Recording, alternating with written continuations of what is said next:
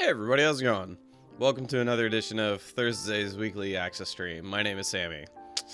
Thank you for joining me for the very last stream of this year. So thank you for coming by. We're gonna play some Olympia Soirée.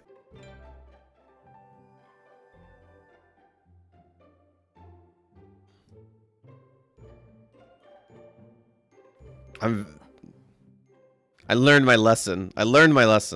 Don't try to appease the characters just because you feel like you want them to hear something. You have to be honest with them.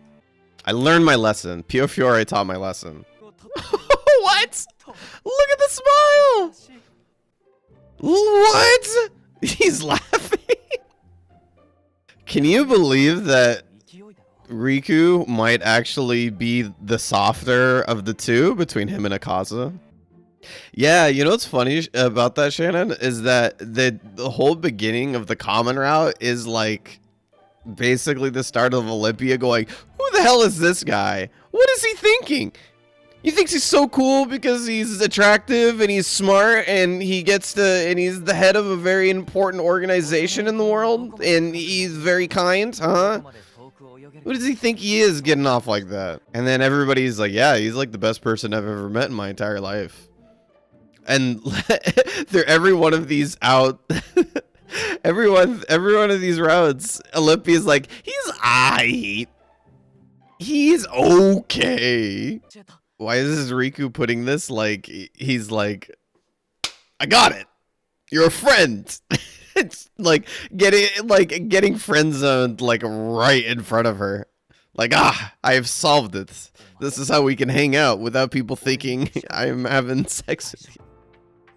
I will say, after going through Yosuka's route, Yosuka in other routes is pretty funny. Like, after you go through his route, you come back to this character not being the main love interest, and you're just like, you're just here saying stuff, aren't you? Yeah, exactly. He's just like popping in and just being like, you know, that's that way one time, but what about this other time? And then he just walks away. It's pretty funny though that like, it's pretty funny that given very little context for this, like literally everybody got it in one.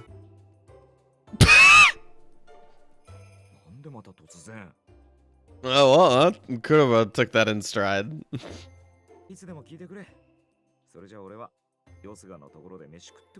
gonna go to Yosuka's and talk about you. This one's definitely one of my favorite Olympia portraits, where she's kind of just in her like jammies / nightgown thing with the really super duper colorful bow that contrasts with the amount of white that the character has in her design, and then there's just like this really super duper colorful bow. I really like it. Will do, Shannon. Honestly, like, that's like the best thing a parent could have ever told you. Like, you can marry whoever you want, just please, for the love of God, don't marry somebody stupid. Alright, relax. It's a very unnecessary flex. Flashback.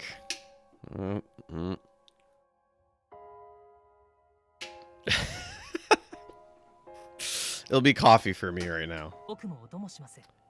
You came in, you're offering somebody to be the husband, and you're also you're gonna third wheel? You are not giving your homie any chance here. This is 100% how things go poorly. Oh man, with a face like that. Take a sip. Oh! Himaka just showed up. It's like, are they bothering you? Do you want me to kill them? He's going to come with her?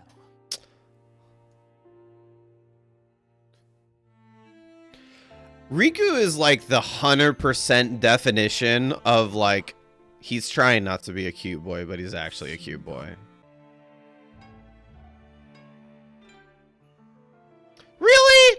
Really? How is this leading me towards a bad ending? Yeah, I know, it's the decisiveness, but at the same time, like, Olympia, the reason why I answered that, because I thought Olympia still didn't know that Shura liked her at all. Because Shura's always really weird. Shura's always really weird around, she does that thing, like, the slight backhanding, the slight backhanded comments. Oh, right. So Shura does the auntie backhanded compliments. You know? Oh, hey, this is the first time I've seen this character without the headdress. I really like this design. Just like top to bottom. I love Hyri's hair color, honestly. They also they feel like they feel like they have like some like sort of look to like a kung fu attire, you know, with the vest that gets cut off at the shoulders. I want to chew on it. Yeah, that's a good way to put it. It does look like bubblegum. His hair is definitely a color you'd get a slushie with in. You'd get some shaved ice in that color. Worst person, the person you hate, unfortunately, has a point. So long, suckers. I mean, in part, I feel like Olympia's slightly overreacting, but the situation, it was very weird with the character showing up out of nowhere and just being like, "Hey, you want to consider me a husband prospect?" That is weird. But like Riku yelling at the top of his lungs that we're just friends, like, it's very much just like a character that has like had zero interactions with like a girl that he likes, because like he's like still treating, like, anytime people see them in public together, he treats Olympia like she has cooties. Like, as soon as someone shows up and they're like, "Ooh, you love Olympia," and he's like, "No, we're just friends." God, some part of me, because of how the common route goes, I like Yosuka's like, "Yeah, I'll find the perfect husband for you, don't worry." He like walks inside into his bathhouse and walks out and he's like, "I found him, he's me." This entire world, this literal entire world of Tengu Island, at the sound or thought of saying the word husband or wife, just like freaks out. Everybody is so stressed. Hey, how's it going? Remember when I friend zoned you? Yeah, I didn't mean it now that we're alone. I can't believe this route's going in the direction of like, how does Olympia deal with getting friend zoned? Sleep. Are they making fun of them at this point? What kind of games do you usually play? The games I usually play are very much multiplayer games. I grew up on multiplayer games for the most part. So shooters, fighters, MOBAs, RTSs, stuff like that. Some of the games that I kind of grew up with, like Halo, Call of Duty, Gears of War, Counter-Strike, Guilty Gear, Street Fighter, StarCraft.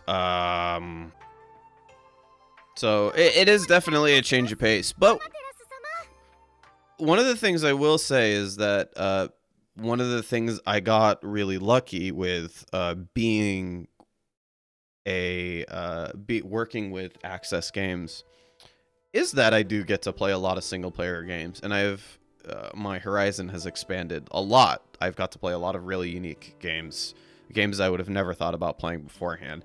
And that's not because I never would think that they were interesting or cool. That's actually just because given the opportunity, I would have just played more of a shooter. The honest truth. is that given the opportunity to play one game over another, it is almost most certainly the case that I'm going to play a multiplayer game. And that's still the case to this day. But I will say that, like, I've just had so much enjoyment out of Otome games that sometimes definitely, like, it's just the perfect change of pace. If I don't want to play multiplayer games, if I don't want to stress myself out or, you know, really think hard or anything like that, this is just a wonderful way to, like, relax. Sip. We should take a big sip for any of the flashbacks that have to do with Olympia's mom. It is pretty interesting that they do, like, spend a lot of the common route making Akaza sort of like an opposite force to Olympia to a degree, right? And then they spend all of the common routes basically making the character more and more interesting, right? Like at the beginning, the character, like Akaza, the character sort of gets introduced, and you're kind of like, in Olympia's kind of like, who is this guy? This guy kind of sucks. And he's, you know, like, he's very serious and boring, and I would never marry him, right? And then through literally every one of the other routes, so as long as you were playing through them, Akaza is never that same way again. Like, every time you meet with Akaza and all of the other routes, he's like, sip. Yeah, he's protective of her in a way that is like, in a way that he sees her kind of like, in the routes where he's not a love interest, right? Which is pretty much every other route. He sees her as like sort of, an ally, like a colleague, right? Because throughout all of the routes, Akaza sort of, well, Olympia learns that Akaza's really more about what she wants rather than what she thought he actually was, which is like, she thought that he was kind of like the holder of the status quo, being in such a high position, being the temperament that he is. He's sort of like just a cog in the wheel and one of the bigger cogs, right? But as you get along through all of the routes, you kind of realize that Akaza is actually wanting to change things at all times. Like, he kind of really hates how the world actually interacts around him, and wants to change it, and decided that being in a strong position would be the best place to do that from. So seeing that during the points where Akaza is not a love interest, they sort of work really well with each other. I won't be bringing a weapon or anything. Wait, have you done that before? Did I forget something? Has she brought a weapon before? You run up into the Kotowari and just be like, I got a gun.